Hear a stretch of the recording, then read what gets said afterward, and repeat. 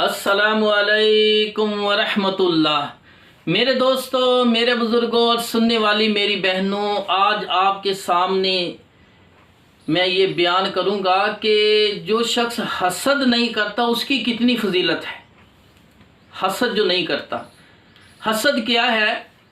कि किसी आदमी को अल्लाह पाक ने कोई नेमत दी है, कोई खूबी दी है, दौलत दी है, दूसरा आदमी देखकर जब उसे पता चले तो उसका दिल बुझ जाए, उसे खुशी ना हो कि इस मुसलमान को ये नेमत क्यों मिली है,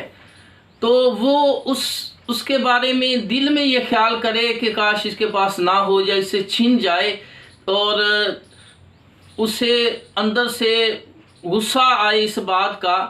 तो उसका दिल मुर्दा हो जाए, तो ये हसद है। तो मेरे दोस्तों,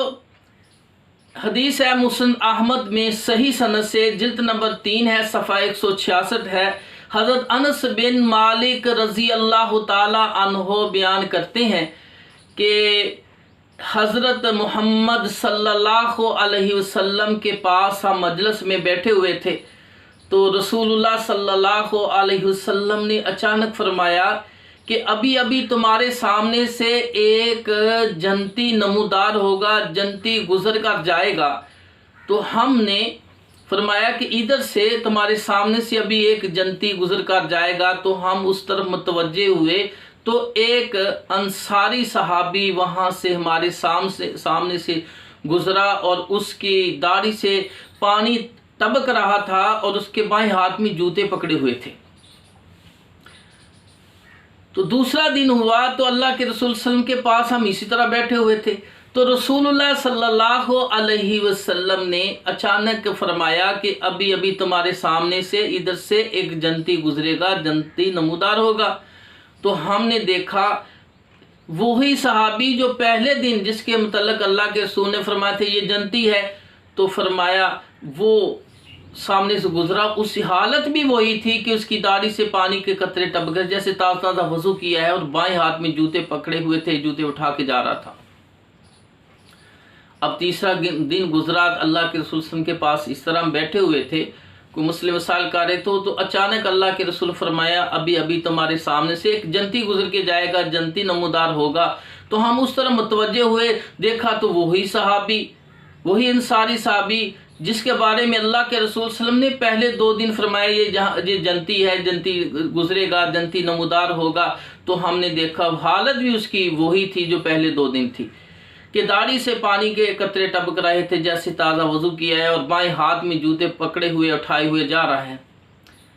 अब अल्लाह के रसूल जब उस मस्जिद से उठे तो फ़ौरन अब्दुल्ला अनस बिन मालिक रज़ी अल्लाह अन्हु बयान करते हैं कि अब्दुल्ला बिन अमर बिन आस रज़ी अल्लाह ताला अन्हु सहाबी उठे और उसका ताक़ब करते उसके पीछे चल दिए। जब उसके पास पहुँचे तो उससे फरमाया, अर्ज़ की कि दरअसल बात ये हो गई है कि मेरे बाप से झगड़ा हो गया है, मैंने कसम उठाई है कि 3 दिन तक मैं घर नहीं जाऊंगा, कहीं बाहर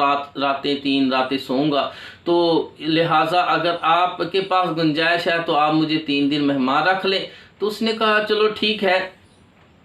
अब दिन की इबादत वो देखते हैं, रात के वक़्त देखा कि उसने कोई ख़ास इबादत नहीं की, यानी कोई तहज्जुद के लिए लंबी चौड़ी कोई तहज्जुद नहीं पड़ी। तो देखा कि इतनी बात ज़रूर थी, जब उसकी आंख खुलती या करवट बदलते, नींद उखड़ती, बेदार होते, तो कहते सुबहान अल्लाह, अल्हम्दुलिल्लाह, ला इलाहा इल्लल्लाह, अल्लाहु अकबर, अल्लाहु अकबर, ये कलमात ज़रूर कहते। थोड़ी देर बाद फिर सो जाते, फिर आवाज़ आनी बंद हो जाती। तो ये सिलसिला 3 रातें देखा। तीसरी रात जब गुजरी तो मैंने उससे पूछा, फिर बात बताया कि बात ये है कि मेरे बाप से मेरा कोई झगड़ा नहीं हुआ था, हमारी कोई नाराज़गी नहीं है। असल बात यह है कि अल्लाह के रसूल सल्लल्लाहु अलैहि वसल्लम के पास इस तरह बैठे तो आपने फरमाया कि जहाँ से एक जन्नती आदमी गुजरेगा, पहले दिन, दूसरे दिन, तीसरे दिन आप ही गुजरे, तो अल्लाह के रसूल सल्लल्लाहु अलैहि वसल्लम सहाबा के सामने फरमाया ये जन्नती है। तो मैंने सोचा कि ये कौन सा अमल करता है जो हम नहीं करते, जिसकी वजह से अल्लाह के रसूल सल्लल्लाहु अलैहि वसल्लम इसको जन्नती का है। तो लिहाजा इसलिए मैं आपके पास 3 रातें रहा हूँ, लेकिन मैंने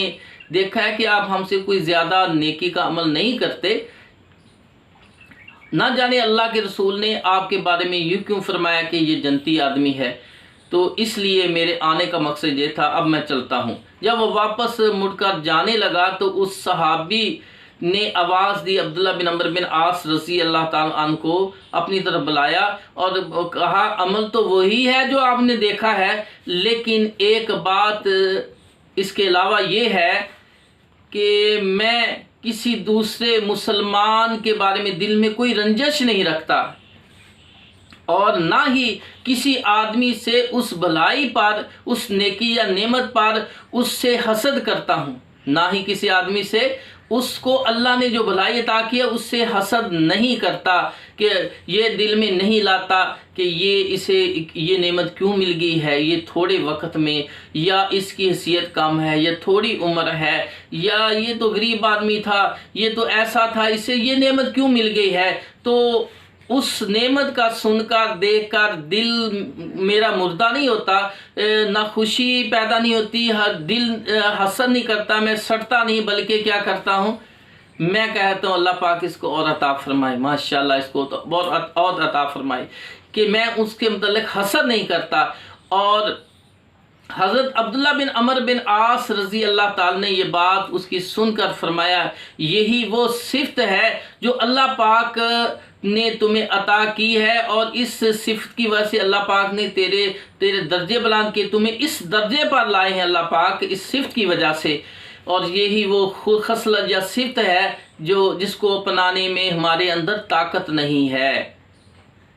कि हम किसी के बारे में हसद ना करें। इस सिफ़त को अपनाने के मतलब हमारे अंदर वो ताकत नहीं है। ये अब्दुल्ला बिन अमर बिन आस रज़ी अल्लाह ताला फरमाते हैं। तो मेरे भाइयों, किसी को कोई नेमत मिल जाए कम वक़्त में या थोड़ी उम्र में, या अल्लाह पाक ने कोई खूबी नेमत दी हो तो उस मुसलमान को मिली हो, तो उस पर खुश होना चाहिए और बल्कि दिल में कहें अल्लाह पाक इसको और अता फरमाए, अल्लाह पाक इसको नज़रबाज से बचाए। तो मेरे भाई, ये बहुत बड़ी नेकी है कि हसद ना करना, ये बहुत बड़ी खसलत और नेकी और अमल है। अल्लाह पाक हमें भी इस सिफ़त से नवाजे। व आखिरु दावाना अनिल हम्दुलिल्लाहि रब्बिल आलमीन।